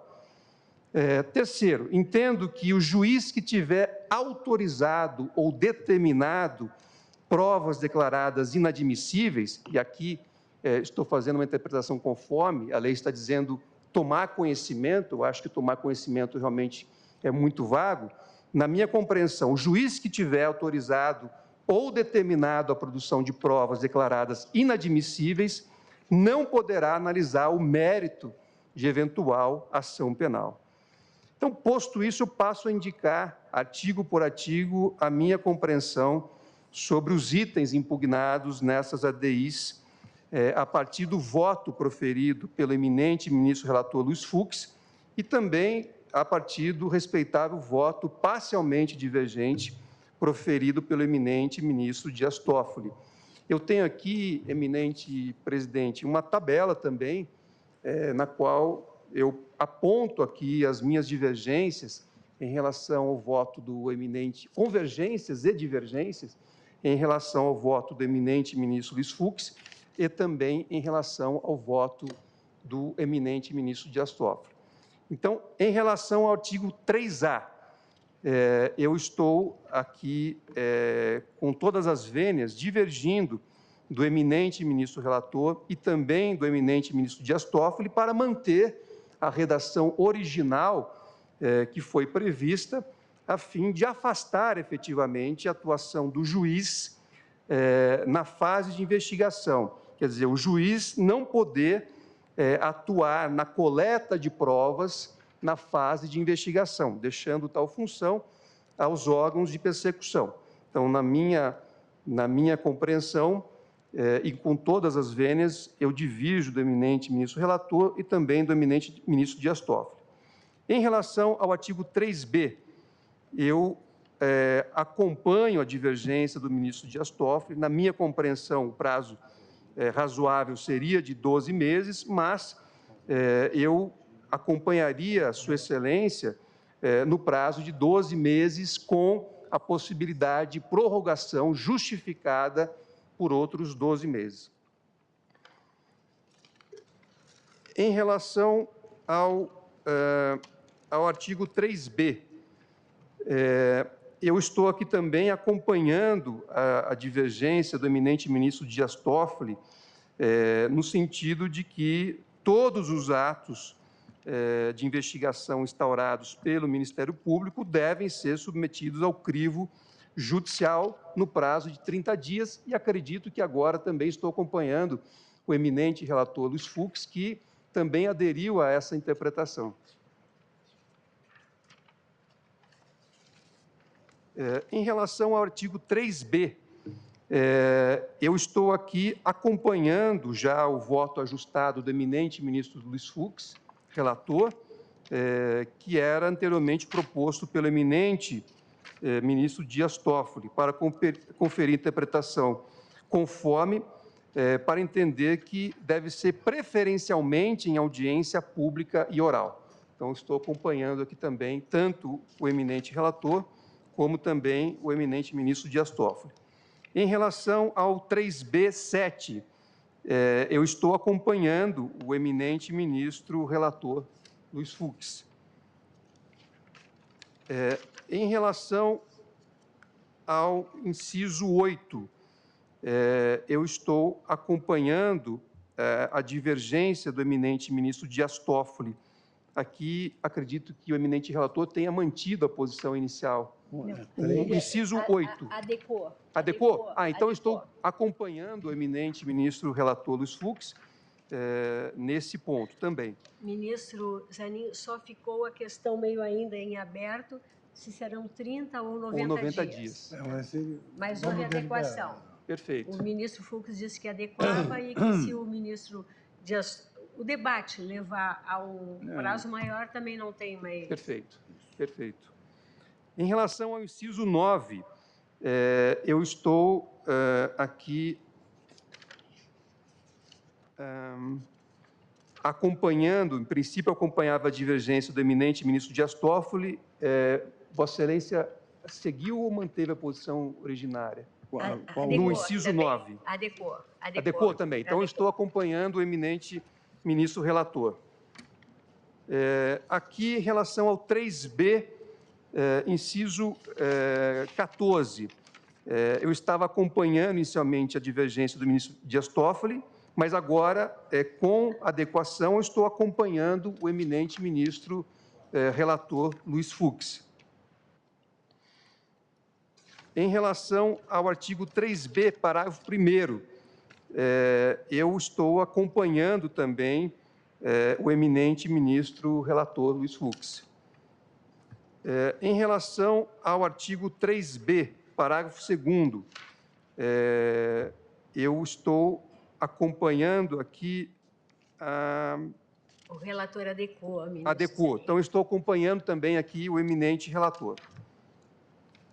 Em relação ao artigo 3C, é que eu, com a devida vênia, divijo em parte do eminente ministro relator e também do voto do eminente ministro Dias Toffoli, apenas para incluir aqui, ou entender que a lei, ao prever que a competência do juiz das garantias abrange todas as infrações penais, que, na minha visão, não é possível excluir a atuação do juiz das garantias dos procedimentos submetidos ao tribunal do júri, até porque, embora tenhamos aqui duas fases, a fase da pronúncia é uma fase muito importante para esse procedimento.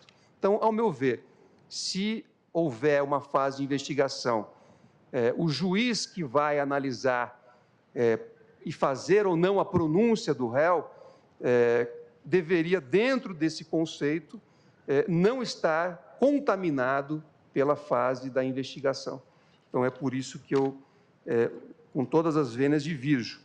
E também em relação aos processos criminais da competência da Justiça Eleitoral, pelas razões que expus aqui. Além da lei não prever essa exclusão, entendo que, a partir do entendimento deste tribunal, de remeter à Justiça Eleitoral a análise de crimes comuns, quando conexos aos crimes eleitorais, haveria uma discrepância muito grande se excluirmos aqui a competência da Justiça Eleitoral.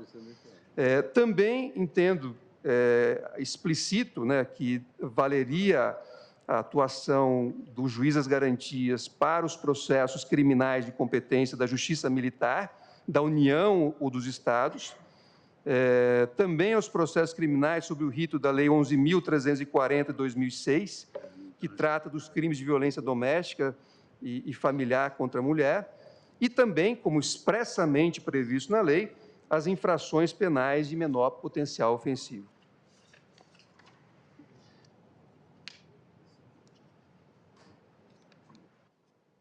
Em relação ao parágrafo 1º, eu estou também aqui acompanhando o eminente relator, acredito que ajustou agora também o seu voto para estabelecer a competência do juiz das garantias até o oferecimento da denúncia ou queixa. Então, aqui estou também acompanhando o eminente ministro relator para atribuir interpretação conforme ao parágrafo 1º. Em relação ao artigo 3C, parágrafo 2º, aqui o eminente ministro relator Luiz Fux manteve a sua divergência. Não, perdão, readequou. Readequou também o parágrafo 2º? Seria a declaração de inconstitucionalidade material dos parágrafos 3º e 4º do artigo 3º-C. Perfeito. Então, eu estou acompanhava originariamente o eminente ministro Dias Toffoli e agora estou acompanhando também o eminente ministro relator Luiz Fux. Em relação ao artigo 3C, parágrafo 3º, eu acompanhava também originariamente o eminente ministro Dias Toffoli na sua divergência, com a adequação, eu passo a acompanhar com uma sugestão. Eu acho que deveríamos expressamente consignar, explicitar a necessidade de remessa da íntegra. Quem vota é o ministro Cristiano Zanin, ministro do STF. Ao juiz da causa, para que não pare nenhuma dúvida. Ou seja, ao invés de apenas declararmos a inconstitucionalidade desse artigo, explicitarmos que deve haver o encaminhamento da íntegra dos autos ao juiz das garantias. Uma sugestão.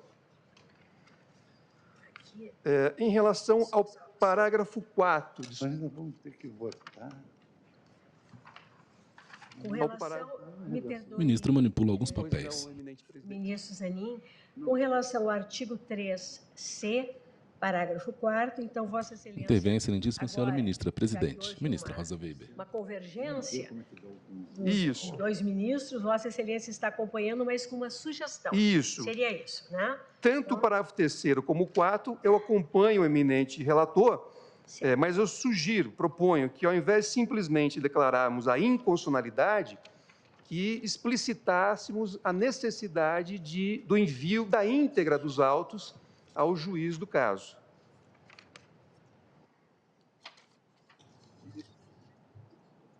Se me permite? Pois não. É que eu entendo que depois da votação geral, pelo conjunto... O plenário da julga obra, pedidos de nós vamos ter que inconstitucionalidade de redigir dispositivos os do pacote anticrime, entre eles o dispositivos, juiz das entendeu? garantias. Então, isso é talvez algo que a gente tenha de sentar para redigir e colocar, explicitar que os autos deverão ser remetidos. Perfeito. Mas a ideia é essa. Perfeito. Pois não. Obrigado, Obrigado pela- ministro relator. Obrigado. Em relação ao artigo 3D, e esse é um ponto que foi tocado hoje pelo ministro Dias Toffoli, eu divirjo, em princípio, do eminente ministro relator e do eminente ministro Dias Cristiano Toffoli Zanin, ministro para do STF. atribuir interpretação conforme com a seguinte sugestão de redação. O juiz que, na fase de investigação, praticar qualquer ato decisório, incluído nas competências do artigo 3B deste Código, ficará impedido de funcionar no processo. Ou seja, o juiz que proferiu um ato decisório é que ficaria impedido de participar adiante do processo, tal como aqui previsto. Na pauta de julgamento conjunto, a DIS 6298, 6299, 6300 e 6305. Em relação ao artigo 3E, eu acompanho aqui, com a devida vênia, a divergência do eminente ministro Dias Toffoli. Aqui, Vossa Excelência, ministro do Fux, não manteve a posição original. Eu entendo que não pode ser designado, tem que concorrer de acordo com os critérios constitucionais. Perfeito. O ministro Dias Toffoli, inclusive, disse que fará uma reflexão. Na minha visão, não se trata simplesmente de uma designação, mas sim de uma designação conforme as normas de organização judiciária da União e dos Estados e do Distrito Federal. Então, não seria uma escolha específica, mas sim a necessidade de se observar as regras que estejam disciplinando essa forma de designação. Quer dizer, regras objetivas e não uma designação que fosse específica para um determinado caso. Em relação ao artigo 3F, eu estou aqui acompanhando o voto do eminente relator, ajustado na data de hoje. Em relação ao artigo... Perdão, no 3F. esse não foi ajustado. não, Esse desculpa. não foi reajustado. O 3F, ministro Fux manteve a compreensão original. Não era apenas em relação ao parágrafo único, ministro? Não, Disso? tanto caput e um parágrafo único. quanto Então, parágrafo único. Não, é porque houve uma ligeira confusão, porque eu entendi que o ajuste, imagina, impossível.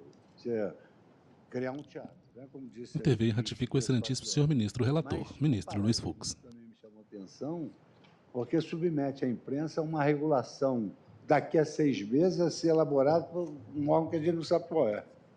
Nesse ponto, eu concordo com Vossa Excelência. Eu estou aqui, então, acompanhando respeitosamente a divergência do eminente ministro Dias Toffoli em relação ao caput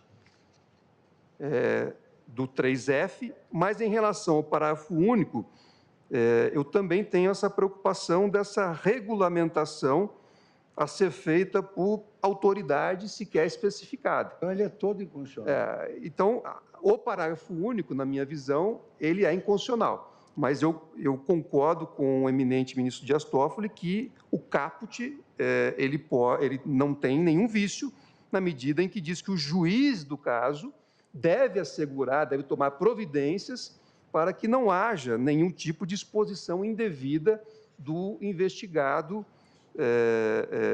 que esteja sendo preso, enfim, submetido a alguma espécie de ação do Estado. Ministro Cristiano Zanin, me permite Pois uma não. parte? Eminente relator. Intervém o ministro Dias então, Toffoli. evoluir aqui também, como o ministro Luiz Fux, não que ele tenha evoluído, mas era uma expressão que o ministro Marco Aurélio gostava de usar e sempre relembro as frases sempre marcantes de Sua Excelência. Mas eu vou, então, também acompanhar o eminente relator, aproveitando já o andamento dos debates, no terceiro F, para acompanhar o relator quanto ao terceiro F. O E aí caput. tiramos um dos 5, voltamos aos 4. Mas, em relação ao caput, eu mantenho a inconstitucionalidade, até porque eu faço isso. Isso. Eu disse isso na sessão de ontem. Eu determino as restrições a serem adotadas nas ações de constrição que eu determino nos casos que eu sou relator. Então, Vossa Então, Excelência eu passa... altero para julgar, acompanhar o relator no terceiro F, parágrafo único.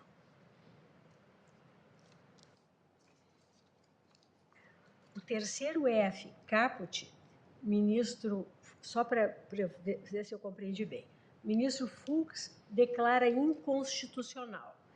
E Vossa Excelência e o ministro Cristiano Zanin declaram constitucional. Ministra Rosa Weber, presidente do Não STF. é o artigo todo, não. O caput. Caput.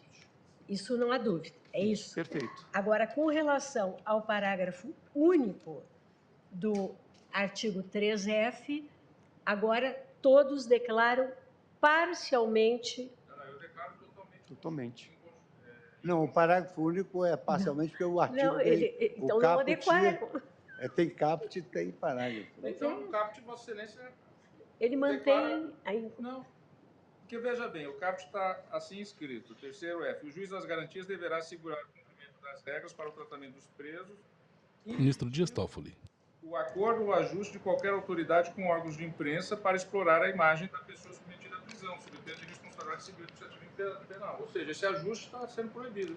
Eu determino isso nos meus despachos. Sim, Vossa Excelência entende constitucional. E o Por isso que eu ministro entendi. Fux entende inconstitucional. É, porque eu entendo que não tem ajuste. Isso aí não é ajuste. Eu acho que a imprensa aí é a imprensa investigativa. Não acredito que é um ajuste. comando para autoridade.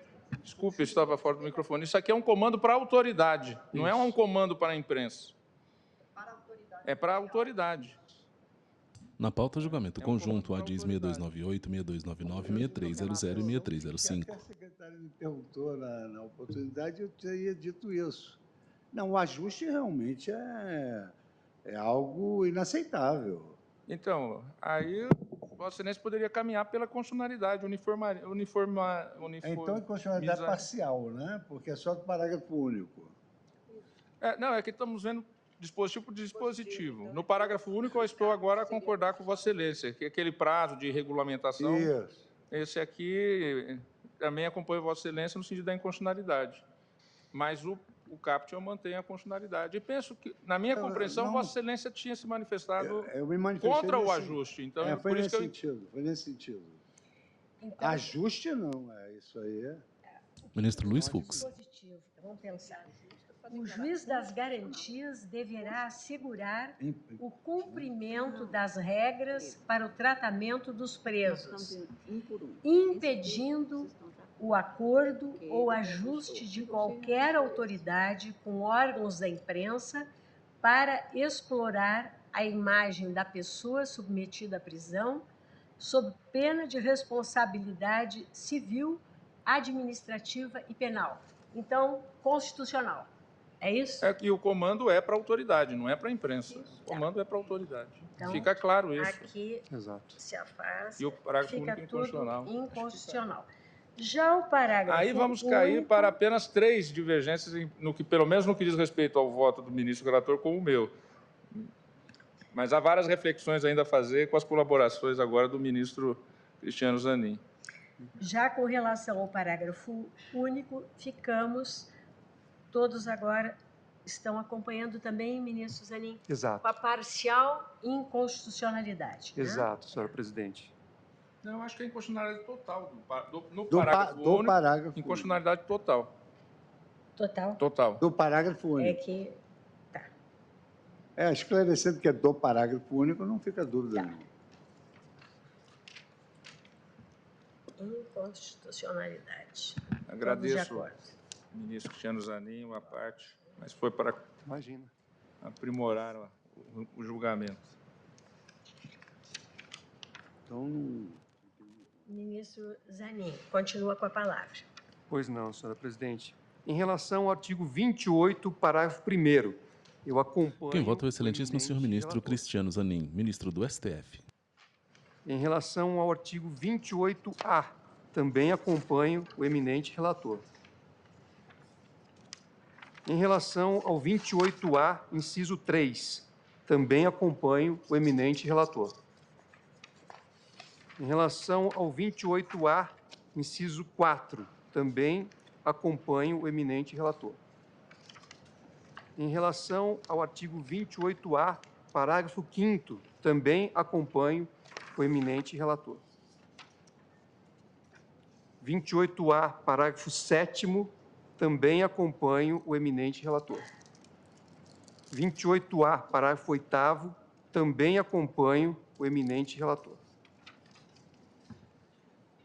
Em relação ao artigo 157, parágrafo 5º, eu trago aqui uma ideia, com o devido respeito, divergente do eminente ministro relator e também do eminente ministro Dias Toffoli, pois entendo que o mero conhecimento da prova ilícita não acarreta o impedimento.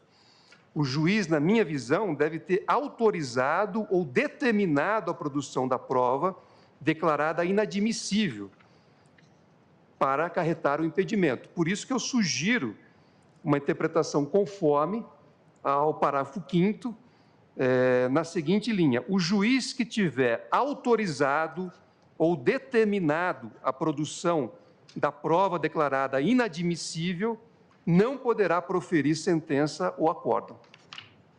Então, aqui, na verdade, ou seja, se na fase anterior o juiz determinou a realização de uma prova que foi declarada inadmissível, aí sim ele fica impedido de julgar. Não seria um mero conhecimento da prova inadmissível, tal como proposto, tal como está descrito aqui no texto originário da lei.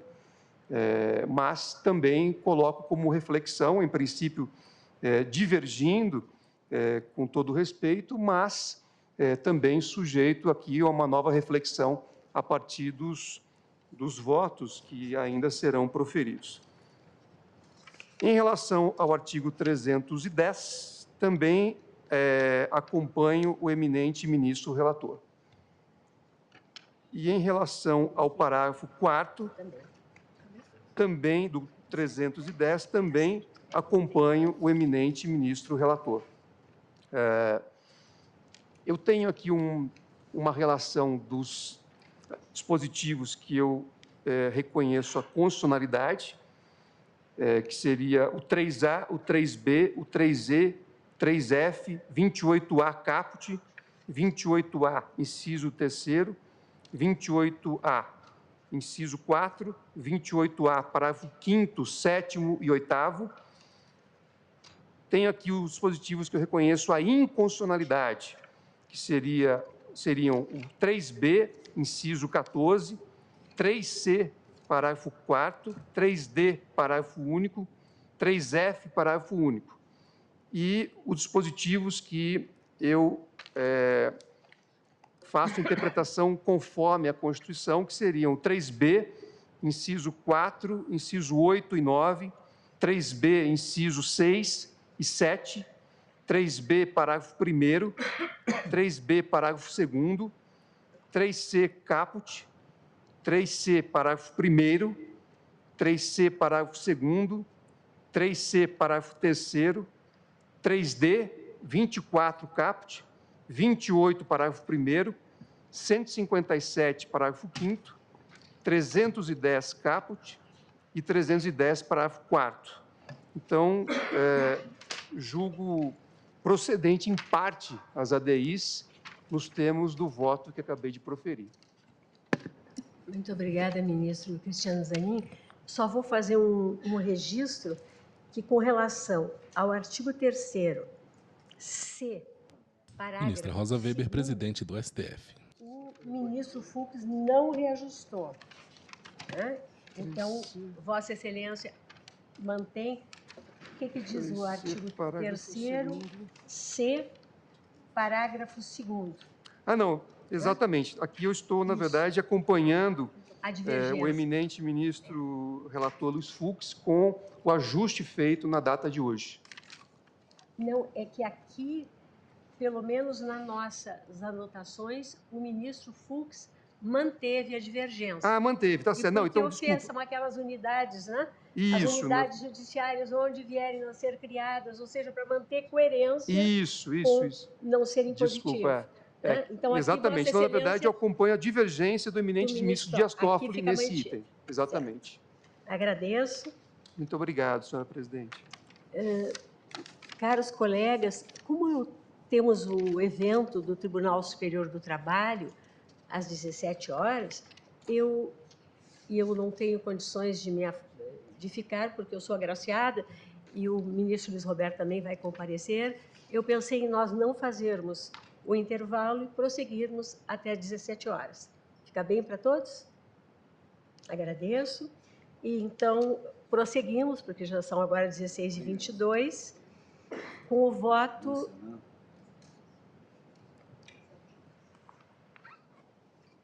Com o voto do ministro André Mendonça. O ministro André deve ter, talvez tivesse alguma audiência, então passaria a colher, Vossa Excelência. Ministro Nunes Marques não está. Na pauta, julgamento conjunto, ADIs 6298, 6299, 6300 e Tem 6305. alguma oposição que eu passe a colher o voto de Vossa Excelência? Nenhuma oposição. E eu vou fazer aqui o ajuste possível para não perturbar o compromisso das 17 horas. Falta em torno de 40 minutos. Com a palavra, o excelentíssimo senhor ministro Edson Fachin, ministro do assim, STF. Do que eu trago a colação. Perdão, o ministro Alexandre de Moraes está presente, né? Então, era o ministro André Mendonça que não está, que seria o próximo a votar. Então, ministro Alexandre, Vossa Excelência tem alguma oposição? É que seria agora o momento do ministro André Mendonça votar, né? Então, sim, Vossa Excelência quer que eu vote ou que aguarde? Porque o ministro André preparou tudo aqui. Acho que ele saiu para atender uma audiência, achando que nós fôssemos ter intervalo. Então, enquanto eu fico falando aqui devagar, é para ver se ele volta. Eu aproveitaria, se Vossa Excelência me permitir... Mas eu estou pronto a votar, O presidente. ministro Alexandre houvera já integrado uma Ministro Edson Fachin. reflexão inicial apenas entre os ministros com posicionamentos que já fazem parte de uma espécie de um quadro comparativo. É isso? Sim, mas só os tópicos, né? Sim, não Exato. há voto, mas há um Não há conjunto voto, de exato. tópicos. Perfeito. porque, na verdade, se eu fico a me questionar, em função da importância da matéria, são 16h25, poderíamos também suspender aqui a sessão, né, e damos continuidade na próxima semana, porque me parece que tanto o voto de Vossa Excelência quanto o voto do ministro Fachin, né, talvez não haja possibilidade de nós complementarmos. Tem muita informação para processar. Tem muitas visões. O ministro Zanin agora trouxe novos aportes distintos do ministro Fux e do ministro Toffoli. Então, se não houver nenhuma oposição, eu vou só proclamar o resultado provisório, no sentido de que, do voto do ministro Dias Toffoli, no sentido acompanhando em parte o voto do ministro relator, nos termos do voto que ele proferiu, no sentido da parcial procedência dos pedidos. Os reajustes feitos pelo eminente relator. Né, em função dos reajustes efetuados pelo ministro Luiz Fux, no voto antes proferido, do voto do ministro Zanin, também no sentido da parcial procedência dos pedidos, acompanhando em parte o relator, nos termos do voto que proferiu. Estamos com todas as anotações e aqui suspendemos o julgamento para continuidade na próxima semana. Eu agradeço a todos, peço escusas por não encerrarmos né, não fazermos o segundo tempo, mas, de fato, eu não tenho condições de deixar de comparecer a este evento. Muitíssimo obrigada a todos. Uma excelente tarde.